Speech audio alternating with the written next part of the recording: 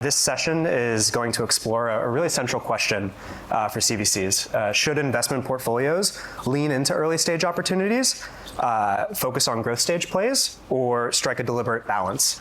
My name is Eli Promisel. I'm a partner at a firm called Silicon Foundry, and I will be moderating today's panel. By way of brief introduction, I work with corporate leaders like yourselves, and across the innovation and venture landscape. Everything from surfacing emerging trends, insights, defining investment theses, and identifying early opportunities to executing pilots, partnerships, and strategic investments. Enough about me. To set the scene, before I introduce these lovely panelists, there's been a notable shift in corporate-backed venture investing. GCV data in particular shows a steady rise in corporate participation in seed stage rounds. To quote GCV data, up from just 11% in early 2020 to around 35% in 2025 to date. This is suggesting that corporates are becoming more comfortable with earlier, riskier bets, even in today's uncertain exit environment. In contrast, global VC activity overall, per PitchBook, shows a more stable distribution across stages. There's no similar pivot towards seed or early stage rounds at the ecosystem level, which makes this corporate-specific behavior all the more interesting. So joining us today for this discussion, we have three experts who are bringing both breadth and depth of experience from different corners of the CVC and early stage ecosystem. So first we have Terry Doyle. Terry is the managing partner for TELUS Global Ventures, where he brings deep expertise from across telecom, software, and consumer electronics. He's the founder of Emesita Capital and has led partnerships in M&A at multinationals like Microsoft, Nokia, British Telecom. He's also played a governance role in the Canadian innovation ecosystem through C100. Terry holds dual law degrees from McGill and is based in California. When not investing, he is often found sailing or cycling.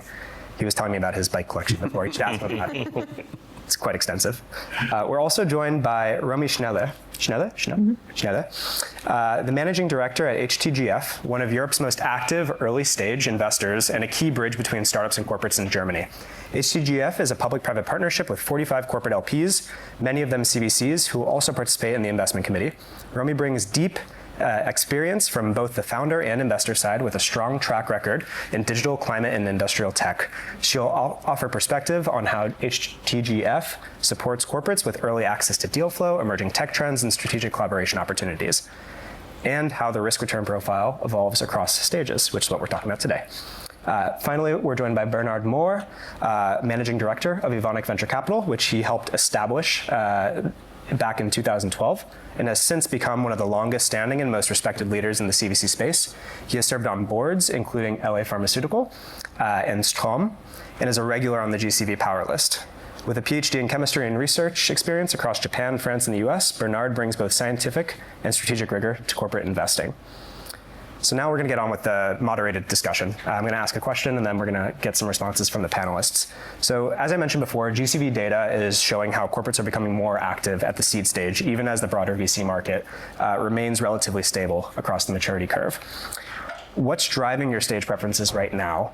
And do you believe in maintaining a consistent mix or adapting based on cycles or corporate priorities? Let's start with Bernard. Yeah, for us, I think we see a lot of companies in an early stage that are relevant for us. However, early stage company, of course, in our industry, in the chemical industry, take a long time to develop. And maybe one other aspect on early stage investment is corporates don't like failure. So to explain write-offs in a corporate sometimes is a bit of a challenge. This is why we have a differentiated approach. So we do invest in early stage, but we do this typically during fund investments. This is, for example, why we invested in HTGF, but we also have investments in early stage funds in the United States and also in Asia. And our direct investments are typically at a later stage. And so we like early stage companies, but we like the fund-of-fund approach for early stage companies. Later stage investments are the prime target for our direct investment activity. Good. Thank you. Would any of the other panelists like to jump in on that, counter any differing opinions? So we are not a corporate venture fund. We are a general VC fund based in Germany. And we work with a lot of corporates, 45 at the moment in our fourth current fund. But and we stick to the seed stage. That's what we love, and that's what we have a lot of experience in, because we started 2005, and so we did more than 4,000 transactions and invested in more than 800 seed stage startups across all sectors. So that's where our heart is. That's where our expertise is, and that's also why our LPs like to work with us, because we show them the deal flow in the seed and pre-seed stage, which they can see and follow on for maybe later stage co-investment or doing an acquisition out of it. We're very much a later stage investor. We're a Series B investor, and that's mostly because we have all the scars to prove that a $28 billion US market cap business doing a commercial deal with a 10-person startup is miserable for everybody involved. We screw up product roadmaps, we encumber the business. So really a business has got to be doing between 5 and 10 million in ARR before we want to invest. We will make some exceptions based on just market dynamics, underinvested areas, menopause, unfortunately, women's health generally under research, underinvested, so we will go earlier to try to change that. But really, my team, myself, we are measured on the amount of business that we do with our portfolio. We've got 90 portfolio companies. Last year, we did 34 million in business with our portfolio. This coming year, we'll do 62. So it's, I don't care what size business you're in, 62 million is real money. Mm-hmm. So yeah, we use the investment to drive product roadmap in our business units. I want to pick on that last point a little bit. So we're maybe going to go back down the aisle a little bit there. So picking on you for a second, Terry, and then I'd love to hear others jump in. Where do you tend to see more strategic leverage? I noticed you mentioned, you're more active at the growth stage. How does sort of the stage preference, potentially shape the direction of where you're investing, especially when you take into consideration maybe the time horizons for integration and such, especially if you're trying to drive the strategic value? So here's where, as I mentioned, we're in the distribution business, and scale matters. So I'll pick an extreme example, but it's worth understanding. I have a $2 billion, second smallest business I invest on behalf of, is $2 billion top line. More than half of that is employee benefits. Those employers are our customers. They cover 150 million lives. So if I invest in a company like Unmind here in the UK, the next day they have 150 million possible customers. You don't have to be an amazing investor. If your company gets 2% penetration on 150, you look like a smart investor, right? So we're in the distribution game, and really the value is we build the strategy with our business units. So that time lag or that disconnect that you get between an investment check being written and a commercial deal, like we did last year, 28 deals, 89% of them had a commercial deal attached. GCV data, I think, says best in class is like 30 to 40%. So that's because we build strategies with our business units with venture in mind. Bernard, I'd be curious to hear your thoughts as well, just given Evonik's relationship with the business units. Yeah, we do have a very strong strategic mandate. So strategic mandate for us means that typically when we engage with a company on the venture capital side, we also have a cooperation agreement with these companies on the business side. And this is the case in, I would say, close to 90% of our direct investment companies. And of course, I think this is much easier in a later stage where the company already has a product in the market, where we have clearer visibility on what the cooperation can look like. So this is also typically the case where there is a benefit for Evonik from a strategic relationship, but also the other way around. What is our intention to also help the company to grow? So yes, this is, as Romy said, I think we really benefit from the insights looking at these companies. I think we have done 3 follow-on investments out of their portfolio, but typically for us, it is really important to have this type of cooperation, and it's much easier to come to a cooperation agreement with a company that already has an established technology in the market than with a very early stage company. Absolutely. No, that's fantastic. Thank you both for those great insights. Romy, I'm going to pick on you this time. Yeah, just one please. comment to this. We always recommend our startups from a point of early stage, seed stage, do the cooperation first, and then on top of that, do the co-investment, just to get to know each other, just to get to know the decision boards and the business plan the company has to offer to work with you. So just a comment. Thank you. Thank you. So with extended exit timelines and a slower funding environment, how are you thinking about risk and return across early and growth stage investments? Has this changed how your teams assess opportunity or pace investments? Well, let's start with you, Romy. Yeah, I totally agree. We have not an excellent exit environment at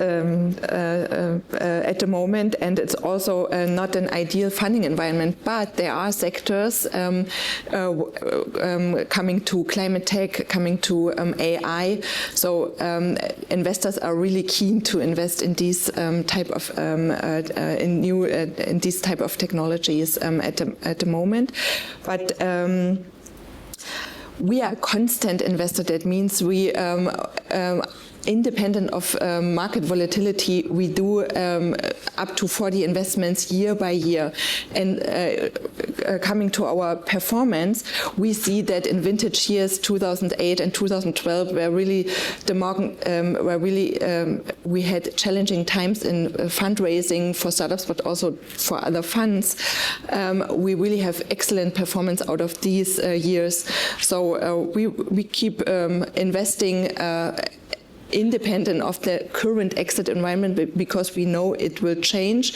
And just we have a lot of examples where really other investors wait and see, and we did the investment in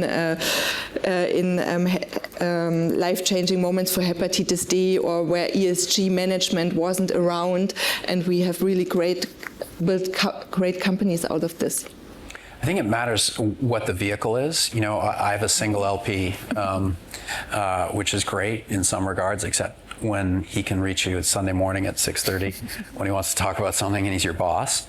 But if you have a single LP and you're investing off balance sheet, you don't have fund dynamics to adhere to, right? So you don't have to produce. So I think if you've got a good commercial deal in place and both parties are benefiting from it, there isn't that much pressure to recycle capital. I think, you know, when you're in a single LP environment, if you don't have alignment and strategy has changed, or parties have, you know, given up on the relationship, then there's probably more of a need to recycle capital.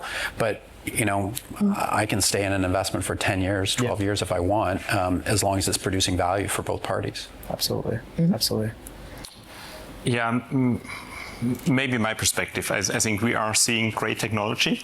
This continues. I think the innovation engine is going on. What we very unfortunately do not have is exits. And I don't have a crystal ball, but I think it will be very difficult to really predict how long this is going to take. So what can we do? I think I can think about 3 measures that we are implemented. First thing, of course, is when we invest, make sure the company has enough runway. And probably a couple of years ago, we would have said, well, 18 to 24 months is a good runway. Then we do the next finance round. So I think we right now think rather about 30 or 36 months. So give the company enough runway. One measure. Second measure, of course, is invest in companies that have a reasonable cash burn.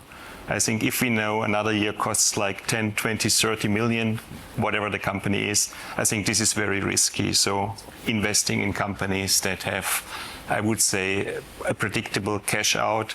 And the third one, I think syndication was always very important, and syndication becomes increasingly important. So we look very carefully at the companies we invest, but we also do look very carefully at our co-investors. Do they have the same vision as we have on an exit? Will they be able to participate in a follow-on round, even if this comes a bit earlier or a bit different than we had expected? So I think it's not discontinue investing, but invest more carefully and do it with the right partners. Thank you very much. Just trying to be mindful of time. Last question here. So what is the single most important factor you consider when you're deciding between investing early or later in a company's life cycle? The golden question of really what we're trying to dig into here. So we have a pretty straightforward criteria. If we can see a commercial deal within 24 months of writing the check, we'll do the deal. If not, we'll let the company mature and build the relationship, allow maybe a longer commercial timeline to occur. But really, unless it's a really nascent market, which is very exceptional for us to get involved in, it's really about what is time to commercial deal. thank you. Romy? I would like to say, regardless of the phase, staying power is the decisive factor, and that's what we've seen many times. A CVC should not be to set up for 5 to 10 years business case, but rather with a 15 to 20 years perspective. So that's just to point out, really choose your investors right, and that's important that you have a really strong, long period of business plan. Yeah, as I said before, I think we have a tendency to go a bit later at this point in time, but very clearly and most important for us is really find the right partners and make sure that we can go the journey till the very end together. Fantastic. Well, we've heard how strategy, timing, and corporate priorities are each playing a role in shaping portfolio construction. And it's clear that corporates are increasingly willing to go earlier. Isn't always the case. It really ultimately depends on those three items, strategy, timing, and priorities. But whether that reflects a new norm or a response to current dynamics remains to be seen. But I guess we'll be seeing more of that in the months and years to come. Thank you, Terry, Romy, and Bernard, for sharing your insights. Really appreciate it. And thank you to the audience for joining today.